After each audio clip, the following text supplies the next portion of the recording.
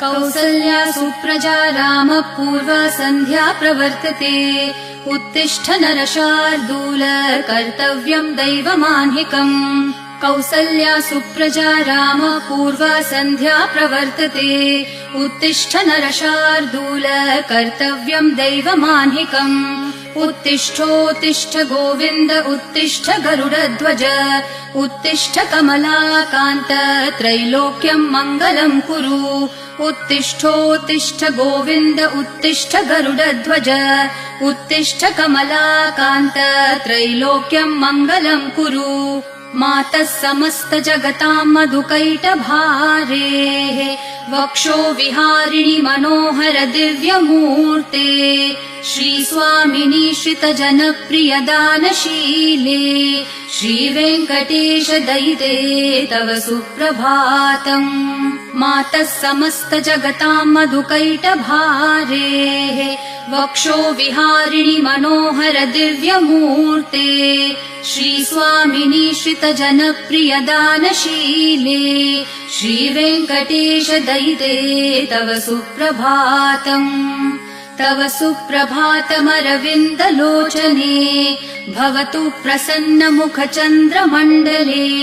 विधिशङ्करेन्द्रवनिताभिरर्चिते वृषशैलनाथ दयिते दयानिधे। अत्र्यादिसप्तऋषयः समुपास्य सन्ध्याम् आकाशसिन्धुकमलानि मनोहराणि। आदाय पादयुगमर्चयितुम् प्रपन्नाः शेषाद्रिशेखर विभो तव सुप्रभातम्। पञ्चाननाब्ज भव षण्मुखवासवाद्याः त्रैविक्रमादिचरितम् विबुधास्तुवन्ति। भाषापतिः पठति वासरशुद्धिमारात् शेषाद्रिशेखर विभो तव सुप्रभातम्। ईषत्प्रफुल्ल सरसीरुहनारिकेलपूगद्रुमादिसु मनोहर पालिकानाम् आवाति मन्दमनिलः सह दिव्यगन्धैः शेषाद्रिशेखर विभो तव सुप्रभातम्। उन्मील्य नेत्रयुगमुत्तम पञ्चरस्था पात्रावशिष्ठ कदलीफलपायसानि भूत्वा सलीलमथ केलिशुकाः पठन्ति शेषाद्रिशेखर विभो तव सुप्रभातम्। तन्त्री प्रकर्ष मधुरस्वनया विपञ्च्या गायत्यनन्तचरितम् तव नारदोऽपि। भाषा समग्रमसकृत्करचार रम्यम् शेषाद्रिशेखर विभो तव सुप्रभातम्। भृङ्गावली च मकरन्दरसानुविद्ध झनकार गीतनिनदैः सह सेवनाय निर्यात्युपान्त सरसी कमलोदरेभ्यः शेषाद्रिशेखर विभो तव सुप्रभातम्। योषागणेन वरदग्नि विमथ्यमाने घोषालयेषु दधिमन्थन तीव्रघोषाः रोषात् कलिम् वदधते ककुभश्च कुम्भाः शेषाद्रिशेखर विभो तव सुप्रभातम्। पद्मेशमित्र शतपत्र गतालिवर्गाः हर्तुम् श्रियम् कुवलयस्य निजाङ्गलक्ष्म्या भेरीनिनादमिव बिभ्रति तीव्रनादम् शेषाद्रिशेखर विभो तव सुप्रभातम्। श्रीमन्नभीष्टवरदाखिल लोकबन्धो श्री श्रीनिवास जगदैकदयैक सिन्धो श्रीदेवतागृह भुजान्तर दिव्यमूर्ते श्रीवेङ्कटाचलपते तव सुप्रभातम्। श्रीमन्नभीष्टवरदाखिल लोकबन्धो श्री श्रीनिवास जगदेकदयैक सिन्धो श्रीदेवतागृह भुजान्तर दिव्यमूर्ते श्रीवेङ्कटाचलपते तव सुप्रभातम्। श्रीस्वामी पुष्करिणिकाप्लवनिर्मलाङ्गाः श्रेयोर्थिनो हरविरिञ्च सनन्दनाद्याः द्वारे वसन्ति वरवेत्रहतोत्तमाङ्गाः श्रीवेङ्कटाचलपते तव सुप्रभातम् श्रीशेषशैलगरुडाचल वेङ्कटाद्रिनारायणाद्रिवृषभाद्रिवृषाद्रिमुख्याम् आख्याम् त्वदीयवसतेरनिशम् वदन्ति श्रीवेङ्कटाचलपते तव सुप्रभातम् सेवापरः शिवसुरेश कृशानुधर्म रक्षोऽम्बुनाथ पवमानधनाधिनाथाः बद्धाञ्जलि प्रविलसन्निज शीर्षदेशाः श्रीवेङ्कटाचलपते तव सुप्रभातम् घाटेषु ते विहगराज मृगाधिराज नागाधिराज गजराज हयाधिराजाः स्वस्वाधिकारमहिमाधिकमर्थयन्ते श्रीवेङ्कटाचलपते तव सुप्रभातम् सूर्येन्दुभौमबुधवाक्पतिकाव्यसौरिस्वरभानुकेतुदिविषत्परिषत्प्रधानाः त्वद्दासदासचरमावधिदासदासाः श्रीवेङ्कटाचलपते तव सुप्रभातम् त्वत्पादधूलिभरितस्फुरितोत्तमाङ्गाः स्वर्गापवर्गनिरपेक्षनिजान्तरङ्गाः कल्पागमाकलनयाकुलताम् लभन्ते श्रीवेङ्कटाचलपते तव सुप्रभातम् त्वद्गोपुराग्रशिखराणि निरीक्षमाणाः स्वर्गापवर्गपदवीम् परमाश्रयन्तः मर्त्या मनुष्यभुवने मतिमाश्रयन्ते श्रीवेङ्कटाचलपते तव सुप्रभातम् श्रीभूमिनायक दयादिगुणामृताब्धे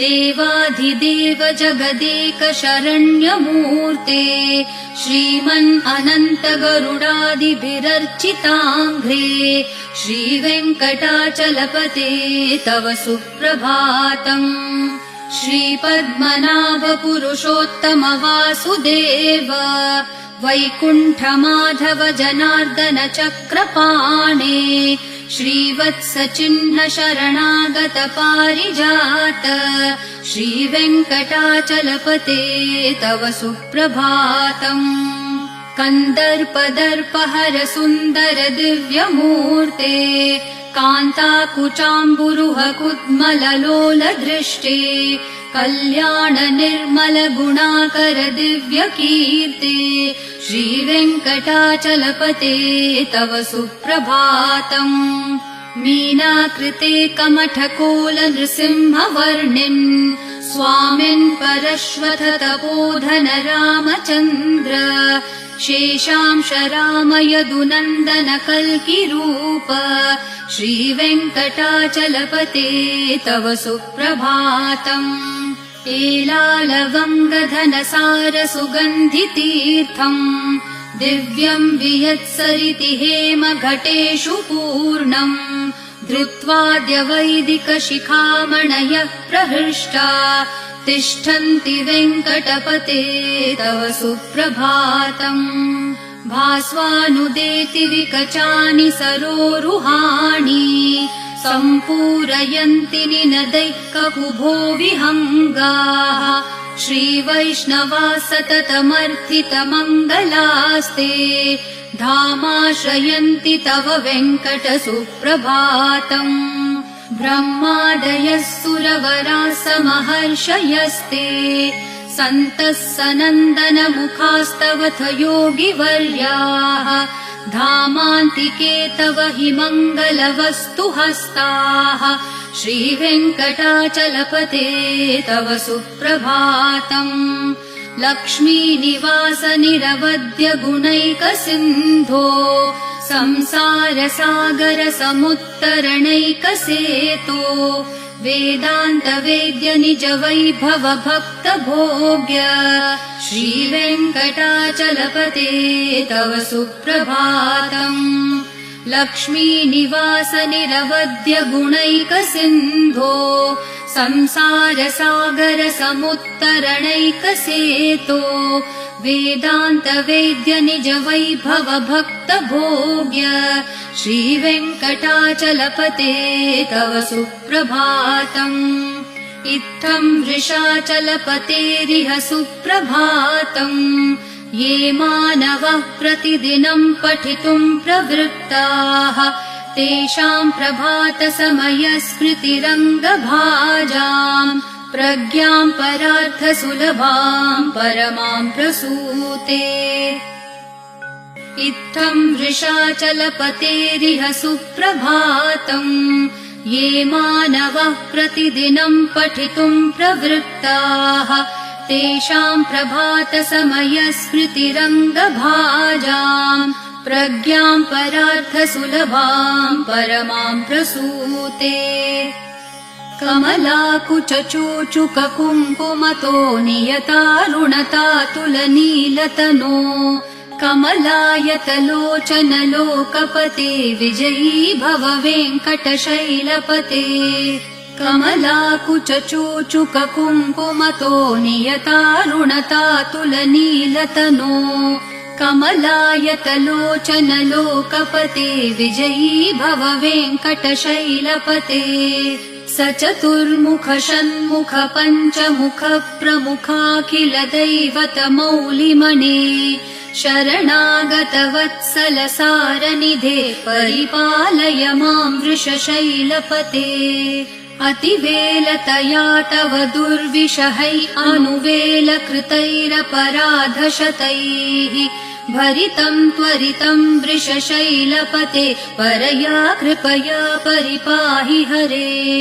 अधिवेङ्कटशैलमुदारमते जनताभिमताधिकदानरतात् परदेवतया गदितान्न गमै कमलादयितान्न परम् कलये। कलवेणुरवावश गोपवधू शतकोटिवृतात् स्मरकोटिसमात् प्रतिवल्लविकाभिमतात् सुखदात् वसुदेवसुतान्न परम् कलये।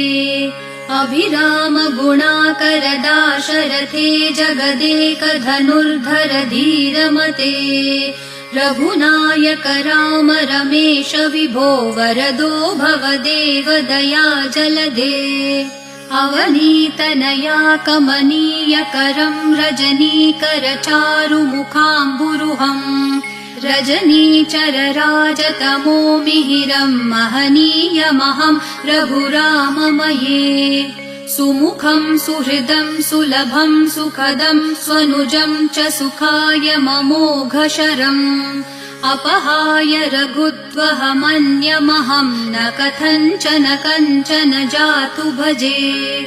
विना वेङ्कटेशम् न नाथो न नाथ सदा वेङ्कटेशम् स्मरामि स्मरामि। हरे वेङ्कटेश प्रसीद प्रसीद प्रियम् वेङ्कटेश प्रयच्छ प्रयच्छ। विना वेङ्कटेशम् न नाथो न नाथ सदा वेङ्कटेशम् स्मरामि स्मरामि। हरे वेङ्कटेश प्रसीद प्रसीद प्रियम् वेङ्कटेश प्रयच्छ प्रयच्छ। अहम् दूरतस्ते पदाम्भोजयुग्म प्रणामेच्छयागत्य सेवाम् करोमि। सकृत्सेवया नित्यसेवा फलम् त्वम् प्रयच्छ प्रयच्छ प्रभो वेङ्कटेश। अज्ञानिना मया दोषान् अशेषान् विहितान् हरे क्षमस्वत्वम् क्षमस्वत्वम् शेषशैलशिखामणे। अज्ञानिना मया दोषान् अशेषान् विहितान् हरे क्षमस्वत्वम् क्षमस्वत्वम् शेषशैलशिखामणे। ईशानाम् जगतोऽस्य वेङ्कटपतेर्विष्णोः पराम् प्रेयसीम् तद्वक्षस्थलनित्यवासरसिकाम् तच्छान्तिसंवर्धिनीम् पद्मालङ्कृतपाणिपल्लवयुगाम् पद्मासनस्थाम् श्रियम् वात्सल्यादिगुणोज्ज्वलाम् भगवतीम् वन्दे जगन्मातरम् ईशानाम् जगतोऽस्य वेङ्कटपतेर्विष्णोः पराम् प्रेयसीम् तद्वक्षस्थलनित्यवासरसिकाम् तच्छान्तिसंवर्धिनीम् पद्मालङ्कृतपाणिपल्लवयुगाम् पद्मासनस्थाम् श्रियम् वात्सल्यादिगुणोज्ज्वलाम् भगवतीम् वन्दे जगन्मातरम् श्रीमान् कृपाजलनिधे कृत सर्वलोक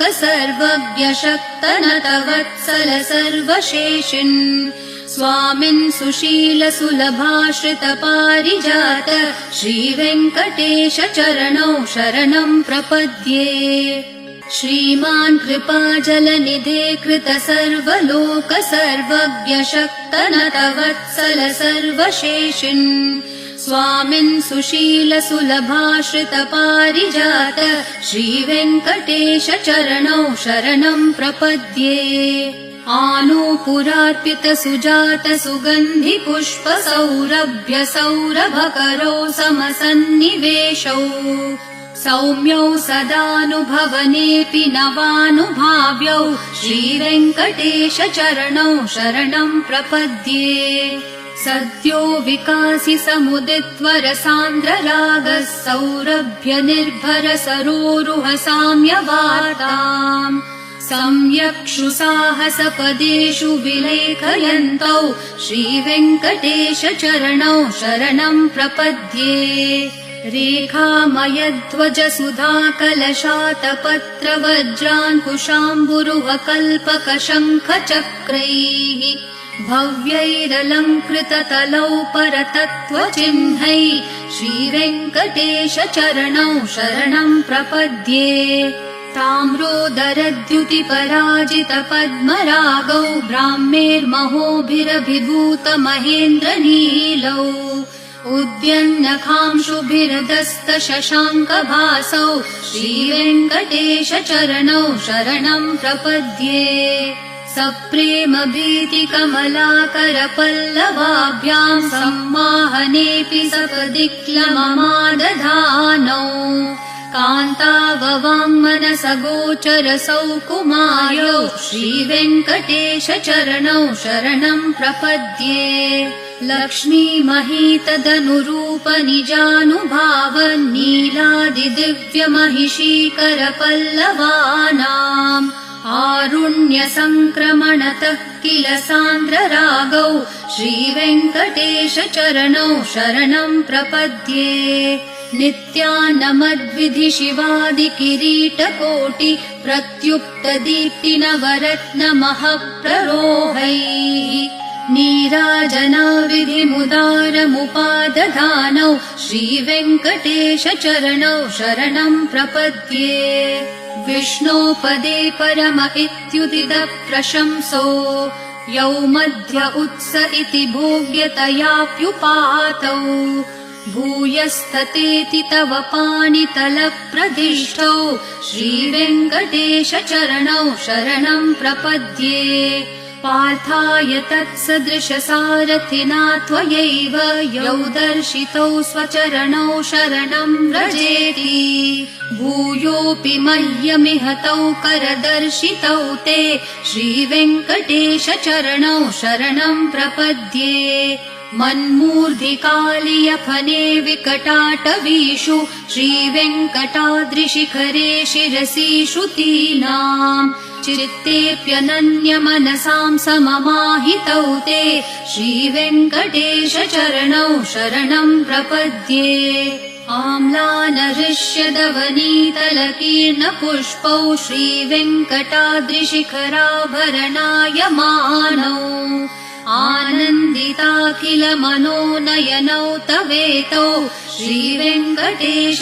चरणौ शरणम् प्रपद्ये प्रायप्रपन्नजनता प्रथमावगाह्यो मातुस्तनाविविशिशोरमृतायमानौ प्राप्तौ परस्परतुलामतुलान्तरौ ते श्रीवेङ्कटेशचरणौ शरणं प्रपद्ये सत्वोत्तरैः सततसेव्यपदाम्बुजेन संसारतारकदशार्द्रदृगञ्चलेन सौम्योपयन्तृमुनिना मम दर्शितौ ते श्रीवेङ्कटेशचरणौ शरणं प्रपद्ये सत्वोत्तरैः सततसेव्यपदाम्बुजेन संसारतारकदशार्द्रदृगञ्चलेन सौम्योपयन्तृमुनिना मम दर्शितौ ते श्रीवेङ्कटेशचरणौ शरणं प्रपद्ये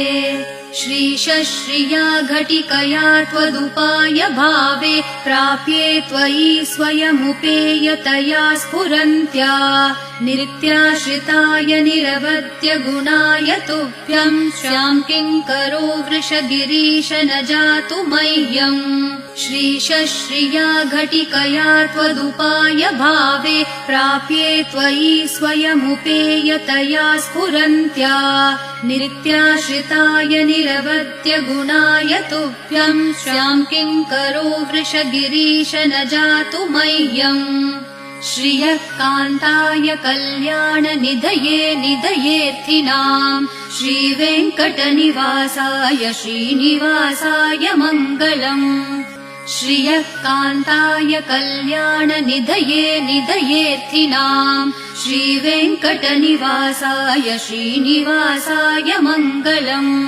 लक्ष्मी सविभ्रमालोकसुप्रविभ्रमचक्षुषे चक्षुषे सर्वलोकानां वेङ्कटेशाय मङ्गलम् श्रीवेङ्कटाद्रिशृङ्गाग्रमङ्गलाभरणाङ्ग्रये मङ्गलानां निवासाय श्रीनिवासाय मङ्गलम् सर्वावयवसौन्दर्यसम्पदा सर्वचेतसां सदा सम्मोहनायास्तु वेङ्कटेशाय मङ्गलम् नित्याय निरवध्याय सत्यानन्दचिदात्मने सर्वान्तरात्मने श्रीमद्वेङ्कटेशाय मङ्गलम् स्वतः सर्वविदे सर्वशक्तये सर्वशेषिणे सुलभाय सुशीलाय वेङ्कटेशाय मङ्गलम् परस्मै ब्रह्मणे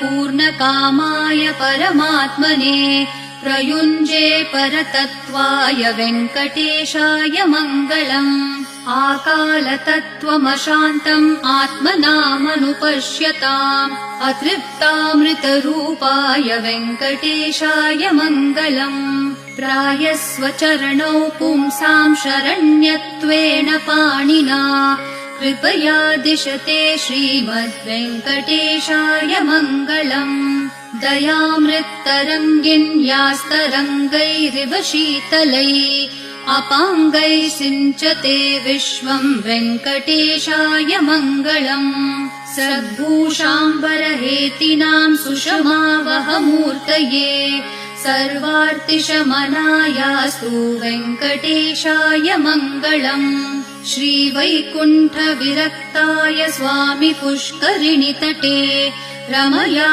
रममाणाय वेङ्कटेशाय मङ्गलम् श्रीवैकुण्ठविरक्ताय स्वामि पुष्करिणीतटे रमया रममाणाय वेङ्कटेशाय मङ्गलम् श्रीमत्सुन्दरजामातृमुनिमानसवासिने सर्वलोकनिवासाय श्रीनिवासाय मङ्गलम् मङ्गलाशासनपरैर्मदाचार्य पुरोगमैः सर्वैश्च पूर्वैराचार्यैः सत्कृतायास्तु मङ्गलम्।